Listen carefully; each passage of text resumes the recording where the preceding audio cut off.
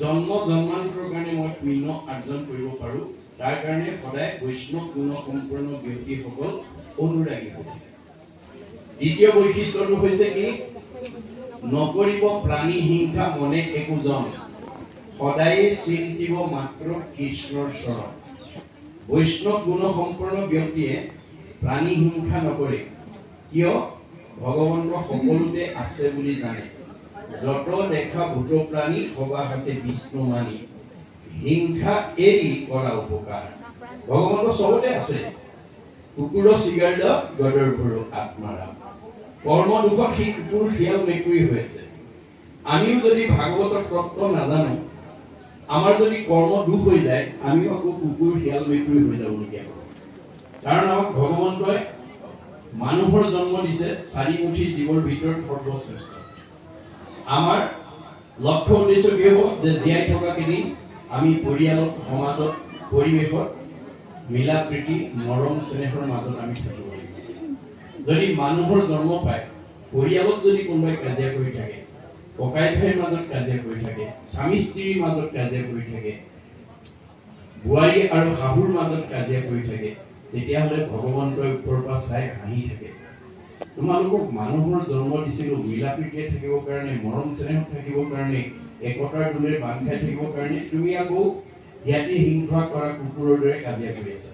এইবাৰ একেবাৰে জেগাত দি দিম আৰু যিমান কৰা কৰিবা।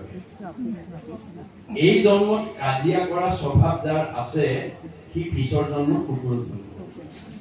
শাহু বোৱাৰীয়ে কাজিয়া কৰিব পাৰিব, দুইজনী কুকুৰৰ জন্ম। না ভুক্তং ক্ষয়তে কৰ্ম কল্প কৌটি শৰ্তেয়পি অবশ্যমেব ভুক্তৈবং কৃত কৰ্ম শুভাশুভ।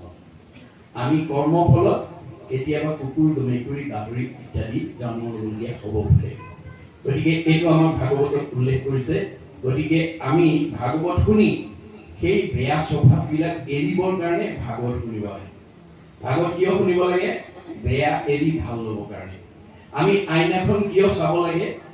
আমাৰ নিজৰ অৱয়ৱটো আগতকৈ মই বগা হৈছোঁ নে, ক'লা হৈছোঁ নে, শকত হৈছোঁ নে, ক্ষীণাইছোঁ নে, মোৰ গালত কিবা স্পট পৰিছে নেকি, তাক চাবৰ কাৰণেহে আইনাখন চাব লাগে।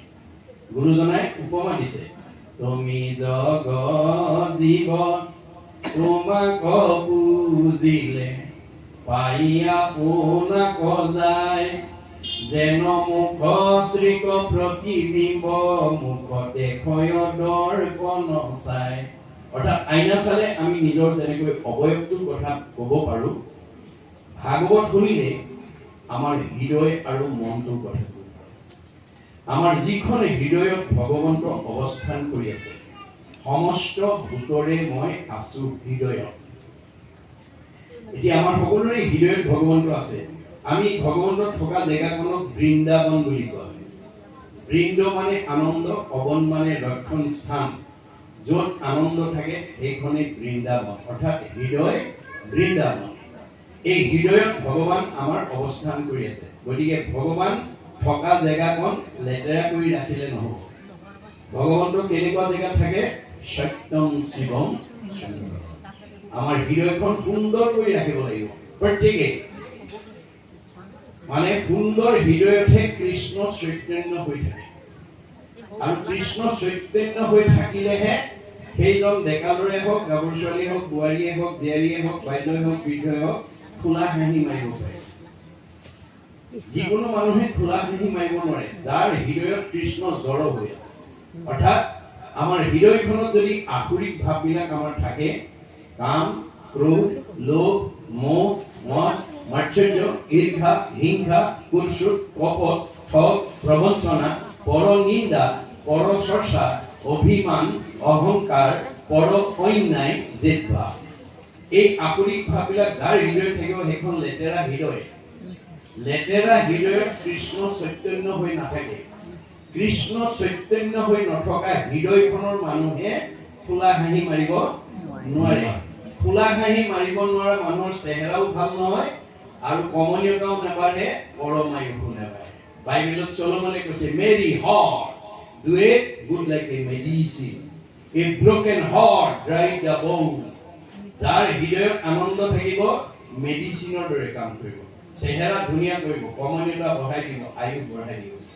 যাৰ হৃদয়খনত দুখ বেদনাৰে ভৰি থাকিব, সি যিমান ঘিউমৌ খাওক হাড়লৈকে শুকাই যাব।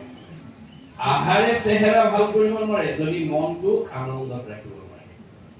এতিয়া মনটো আনন্দত ৰাখিবলৈ কি কৰিব লাগিব? কপিলে মাকো কৈছে, মা মূৰ শুনিৰ মল কথা অহন্ত সুনন্ত। যদি জানা ল'ৰা ছোৱালীক ক'বা, জীয়াৰী বোৱাৰীক ক'বা, ওচৰ চুবুৰীয়াক ক'বা, বন্ধু বান্ধৱক ক'বা, আলহী অতিথিক ক'বা, ভকত বৈষ্ণৱক ক'বা। আৰু যদি নাজানা কাণ পাতি শুনিবা।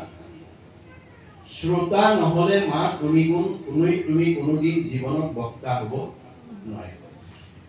ভাল শ্ৰোতা নহ'লে ভাল